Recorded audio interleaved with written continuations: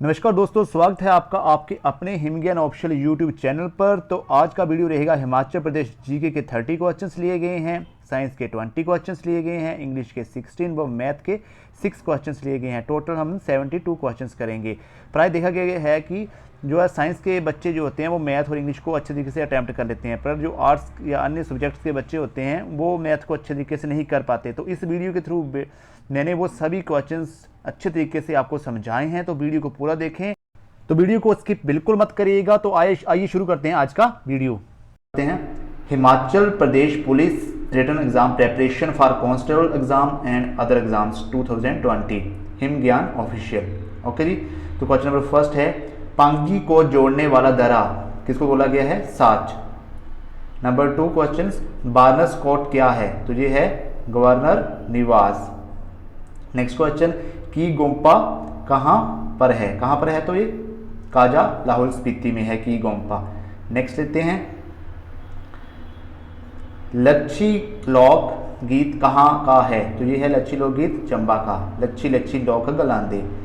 Next question है, शिमला नगर पालिका कब बनी? कब बनी थी? 1852 ईस्वी में। चंडीगढ़ का रॉक गार्डन किसने बनवाया? नेक चंद ने बनाया था। भीमकोट कहाँ पर है? भीमकोट है डिस्ट्रिक्ट कांगड़ा में। नेक्स्ट क्वेश्चन लेते हैं, पहला सीमेंट प्लांट कहाँ पर है?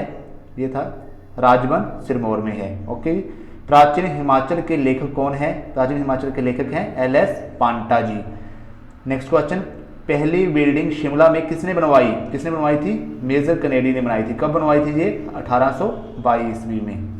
नेक्स्ट क्वेश्चन लेते हैं, पिन घाटी कहाँ पर है? पिन घाटी है भाई डिस्ट्रिक्ट कुल्लू में। नेक्स्ट लेते हैं, कालका शिमला रेल लाइन कब बनी? तो कालका शिमला रेल लाइन जो बनी थी वो बनी थी 1903 ईस्वी में। ओके, सबसे अधिक प्रति हेक्टेयर आलू कहाँ पर होते हैं? तो सबसे अधिक प्रति हेक्टेयर आलू जो होते हैं वो लाहौल स्पीति डिस्ट्रिक्ट में होते हैं। चूड़धार कहाँ पर है? चूड़धार है सिरमौर जिला में। तो नेक्स्ट क्वेश्चन लेते हैं, हिमाचल प्रदेश में वन कितने क्षेत्रफल में है? तो कितने क्षेत्रफल में है? 66.5%, मीन्स 66.5%। ठीक है जी। जामरू मंदिर कहाँ पर है? जामरू मंदिर है मलाड़ा में पड़ा, डिस्ट्रिक्ट कुल्लू में जामरू मंदिर। मैकमोहन रेखा किन दो देशों को आपस में मिलाती है? तो चाइना और भारत को जो है मैकमोहन रेखा आपस में जोड़ती है। सबसे बड़ा द्वीप कौन सा है? सबसे बड़ा द्वीप है ग्रीनलैंड। ओके जी। नेक्स्ट क्वेश्चन लेते हैं, कांगड़ा किला के निर्माता कौन हैं? कांगड़ा किला के निर्माता थे सुशर्मा। हिंदू राज्य किसका पुराना नाम है? जो हिंदू राज्य जो है नालागढ़ का पुराना नाम है। ओके। नूरपुर का पुराना नाम कौन सा है? नूरपुर का पुराना नाम है धमेरी। सोनितपुर का क्या नाम है? सोनितपुर का नाम है सराहन। ओके जी। नेक्स्ट लेते हैं, सबसे बड़ा द्वीप ग्रीनलैंड, फिर से आ गया, सॉरी रिपीट हो गया है। हिमाचल का नामकरण किसने दिया? हिमाचल का नामकरण दिया था देवदत्त शर्मा ने। हिमाचल के उत्तर में कौन सा राज्य है? तो उत्तर में है जम्मू कश्मीर। नेक्स्ट क्वेश्चन, हिमाचल के दक्षिण में स्थित राज्य? तो दक्षिण में है हरियाणा। हिमाचल के पूर्व में कौन सा स्थित है राज्य? यह है तिब्बत। तो हिमाचल के पश्चिम में स्थित राज्य पंजाब। ओके जी।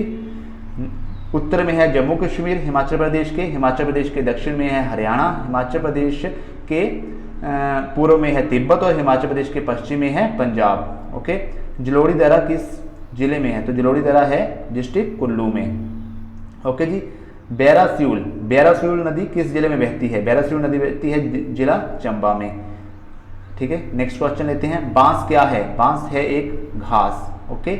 आपको ऑप्शंस आएंगे, आपने कुछ ऑप्शन में से करेक्ट करना है। पेपर में तो आपको ऐसे आएंगे, मैं वन लाइनर करवा रहा हूँ जल्दी ताकि आपका टाइम डिस्टर्ब ना हो। कुकर में पानी का उबाल बिंदु जब सब्जी पका रहे हो तो क्या होता है? तो ये होता है 100 डिग्री से अधिक। ओके जी। ओके, प्रेशर कुकर की बात कर रहा है। ठीक है। मनुष्य के शरीर में क्रोमोसोम की संख्या कितनी होती है? तो ये होती है 46। ओके। नेक्स्ट क्वेश्चन लेते हैं, हाइड्रोफोबिया किस वायरस से होता है? तो ये होता है रेबीज वायरस से होता है हाइड्रोफोबिया। ओके जी। नेक्स्ट, पौधों की वृद्धि किस यंत्र द्वारा नापी जाती है? तो ये नापी जाती है क्रेस्कोग्राफ के द्वारा। ओके जी। चंद्र ग्रहण किस दिन घटित होता है? तो ये होता है पूर्णिमा के दिन चंद्र ग्रहण। ओके जी। सूर्य ग्रहण कब होता है? जब चंद्रमा पृथ्वी और सूर्य के बीच आ जाता है। जब जो चंद्रमा है पृथ्वी और सूर्य के बीच में आ जाता है तो सूर्य ग्रहण लग जाता है। ग्रहों की गति का नियम किसने दिया? ये दिया था जी केपलर ने। ओके जी, नेक्स्ट लेते हैं, लाल ग्रह के नाम से कौन सा ग्रह जाना जाता है? तो कौन सा ग्रह जाना जाता है लाल ग्रह के नाम से? मंगल ग्रह। ओके जी, मंगल ग्रह को जानते हैं लाल ग्रह के नाम से। मानव शरीर का सबसे बड़ा अंग कौन सा है? तो ये है यकृत। ओके जी, RDX क्या है? RDX एक विस्फोट, जो कि जिन्हें मिलिटेंट्स हैं वो यूज़ करते हैं RDX का बड़े बड़े धमाके करने के लिए। ओके जी, नेक्स्ट, पृथ्वी पर ओजोन परत लगभग कितनी ऊंचाई पर है? तो ये है 25 से 40 किलोमीटर तक। ओके जी, एसिड रेन का मुख्य अवयव क्या है? एसिड रेन का मुख्य अवयव है सल्फ्यूरिक एसिड। सेलुलोज बना होता है, किससे बना होता है? ये बना होता है ग्लूकोज से, सेलुलोज। नेक्स्ट क्वेश्चन, बेकिंग सोडे का रासायनिक नाम क्या है? तो बेकिंग सोडे का रासायनिक नाम है सोडियम बाइकार्बोनेट, NaHCO3। कैटारैक्ट किसकी बीमारी है? कैटारैक्ट है जो आंखों की बीमारी है, आइज की है। ठीक है जी, सबसे तेज बढ़ने वाला अंग हमारे शरीर का कौन सा है? तो सबसे तेज बढ़ते हैं नाखून शरीर में। डेंड्रोलॉजी का संबंध किससे है? तो यह वृक्षों के अध्ययन से। ठीक है जी, study of plants, dendrology. Next, कौन सा विटामिन घाव भरने में सहायक होता है? तो विटामिन सी। खट्टे फ्रूट्स आपने ज़्यादा खाने हैं, घाव जल्दी भर जाएगा, कोई जख्म हुआ होगा तो। नेक्स्ट है एंजाइम क्या है? एंजाइम है एक प्रोटीन। नेक्स्ट लेते हैं इंग्लिश के साइंस के क्वेश्चन कंप्लीट हुए। Change the numbers. अब नंबर्स कैसे चेंज करने हैं? ठीक है जी, नंबर जैसे इंडेक्स है, इंडेक्स का होता है इंडिसेस, मैंने इंपॉर्टेंस लिए हैं और आपने बुक से पढ़ लेने हैं। MLA का होता है MLAs, हाफ का होता है हाफ्स, स्टोरी का होता है स्टोरीज। ठीक है जी, STOREY। अब बाई से पहले अब वोवल है ई। ठीक है, वोवल वहाँ तक 5 टाइप के होते हैं, AEIOU। और बाई से पहले वोवल आ जाए तो सीधा ही ऐसा गाना है। ठीक है, अगर बाई के पहले वोवल ना आए, मीन्स स्टोरी के स्पेलिंग ये हो STOR, तब क्या करना है? हमने इस बाई को काट देना है, तब आएगा STORIES, बाई की जगह IES आएगा। ये रूल्स होते हैं, आपको पढ़ने पड़ेंगे। ठीक है जी, नेक्स्ट है, जैसे 4 लिखा हो तो फोर्स होता है, ऐसा लगा देना पोस्ट। C लिखा तो सीज होता है। सिलेबस का क्या होता है नंबर? सिलेबस का होता है सेलेवी। फोकस का नंबर क्या होता है? फोकस का होता है फोकी। रेडियस क्या होता है? रेडी। ठीक है जी, अब नेक्स्ट लेते हैं चेंज द जेंडर। ठीक है जी, जैसे हिंदी में बोलते हैं लिंग बदलो। ठीक है जी, कोट का क्या होता है? कोट का जेंडर होता है फिली। ओके, बोयर का क्या होता है? बोयर का होता है फोक्स का विक्सन। ठीक है जी, ठीक है जी, उसके बाद सुल्तान का होता है सुल्ताना। स्टैग का होता है जेंडर हिंड। शायर का क्या होता है? शायर का होता है डेम, जेंडर। ओके, डॉक्टर का होता है लेडी डॉक्टर, और ड्रोन का होता है बी। नेक्स्ट हमने लेना है, नेक्स्ट क्वेश्चन लेते हैं 53, यंग वंस ऑफ एनिमल्स। ठीक है जी, हमने बताने हैं यंग एनिमल्स। यंग वंस होते हैं मीन्स बच्चे। यंग वन ऑफ शीप के बच्चे को क्या बोलते हैं? शीप के बच्चे को बोलते हैं lamb. Young one of deer stag, हिरण के बच्चे को क्या बोलते हैं? Fawn. Young one of frog के बच्चे को बोलते हैं tadpole. Young one of ass के बच्चे को बोलते हैं फॉल। ठीक है जी, यंग वन ऑफ हैन के बच्चे को बोलते हैं chicken. Young one of cow के बच्चे को बोलते हैं काफ या heifer. Young one of tiger, wolf, lion, fox, beer. Tiger के बच्चे को, वॉल्फ के बच्चे को लॉयन, शेर, फॉक्स के बच्चे को बियर। ठीक है, तो इन सबको बोलते हैं कव। ओके जी, इनमें से कोई ना कोई क्वेश्चन पेपर में फंस जाता है, इसलिए मैंने ये सारे क्वेश्चन ले लिए हैं। नेक्स्ट है इडियोमेटिक कंपेरिजन्स बताना है, ऐसा जाता है कई बार। एज गुड एज, तो एज गुड एज आएगा गोल्ड की तरह अच्छा। ठीक है, एज प्राउड एज, पीकॉक, मोर की तरह प्राउड फील करे जो अपने आप को। ठीक है, तो एज फर्म एज रॉक, चट्टान की तरह मजबूत। एज हैप्पी एज किंग की तरह खुश रहने वाला। As easy as happy. ठीक है जी, as bitter as gall. As wise as बुद्धिमान किसकी तरह? सोलोमोन की तरह। एज अच्छा नेक्स्ट है, और क्रू ऑफ, अच्छा इसको क्या बोलते हैं? क्रू ऑफ बोलते हैं इसको सेलर्स। ठीक है जी, ये नेक्स्ट है, इसमें नहीं आएगा। हाँ, a remedy of all ills. ठीक है, सभी बीमारियों का उपाय क्या है? पनीसिया।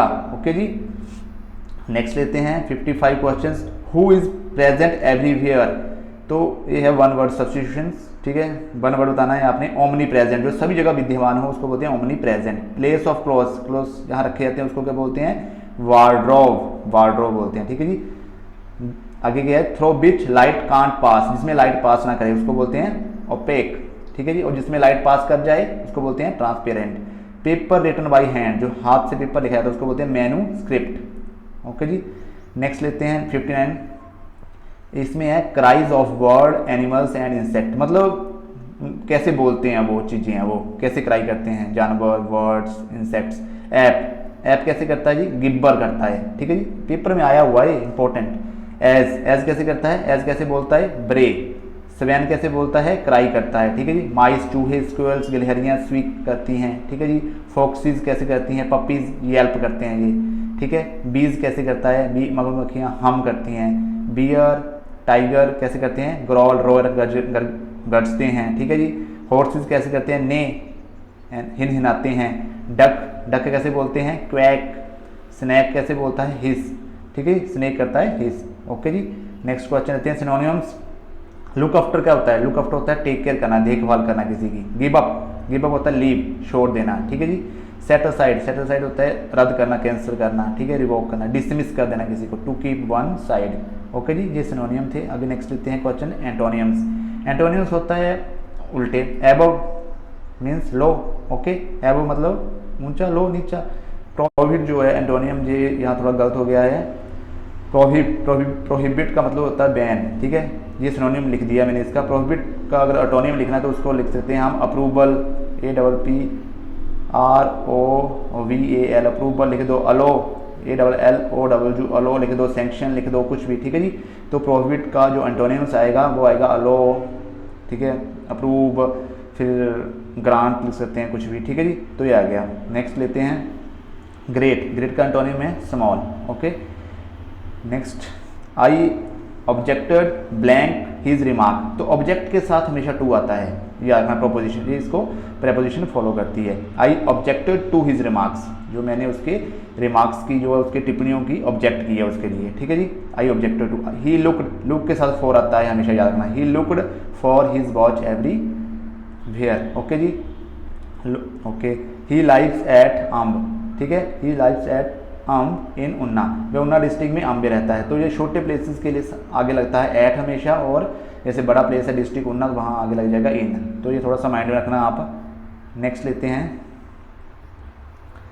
वर्ड डिनोटिंग ग्रुप्स, जो ग्रुप जिससे बनता है, जैसे वर्ड जो ग्रुप को डिनोट करते हैं, ठीक है जी।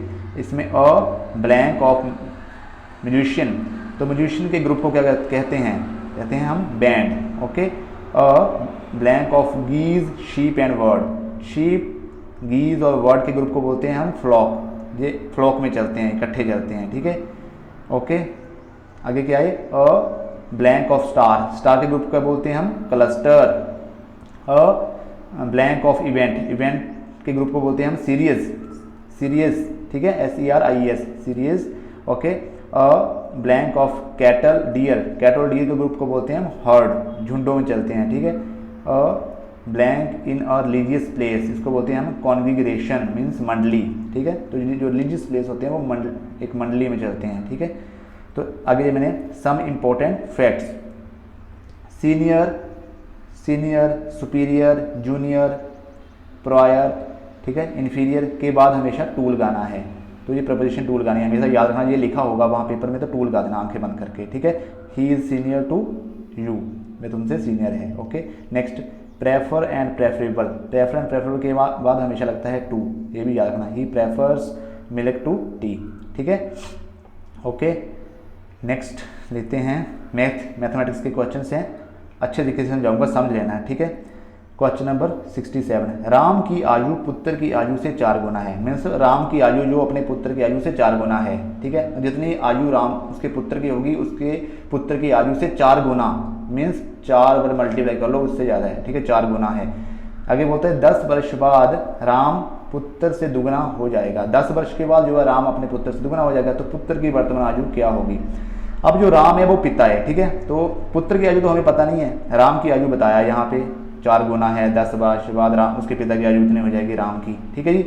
तो इसमें क्या करना है, हमने मान लो पुत्र की आयु, हमने बेटे की आयु को मान लेना x, ठीक है जी। तो पिता की आयु कितनी होगी, 4 गुना है। अगर बेटे की आयु x है तो 4 गुना है ना उसकी, तो 4x होगी बाप की आयु, ठीक है जी। तो देयरफॉर उसके बाद क्या करना है, हमने क्वेश्चन के अकॉर्डिंग करना है, 10 वर्ष बाद राम पुत्र से दुगना हो जाएगा।